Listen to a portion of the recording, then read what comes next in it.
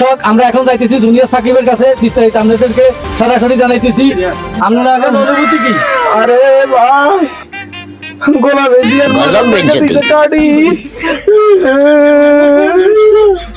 আম্মা গো আইসা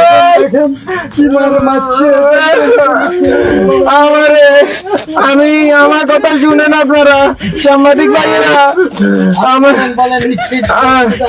উনি আমার জন্য আমি দেখাইতে পাইতাম আমার গিরা আছে না গিরার উপরে 2 ইঞ্চি আমার মনে ভাই যদি শেষ করি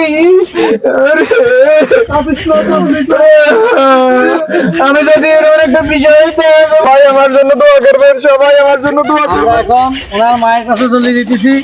আমার ছেলে সব কাটে দিছে, এখন একটা নিচে বিচার চাই আপনাদের কাছে।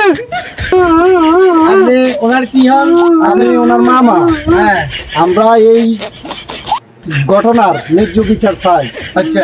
এইভাবে যেন আর কোথাও এরকম না হয়। আর মন্নন ভাই কাটে দিছে। সবকিছু এটা সমাধান চাই আমরা আইনের কাছে। আমরা তখন পর্যন্ত দেখাইছি এর মা আত্মীয় স্বজন কি বলে, এখন সরাসরি চলে যেতেছি সাধারণ পাবলিকের কাছে। আপনি কিছু বলেন। আমি বলতে চাই ওনার টুনটুনি কেন কাটে দেওয়া হয়েছে, ওনার টুনটুনি কেন কাটে দেওয়া হয়েছে, ওনার বিচার চাই আমরা সবাই, আমরা জনগণ সবাই ওনার বিচার চাই।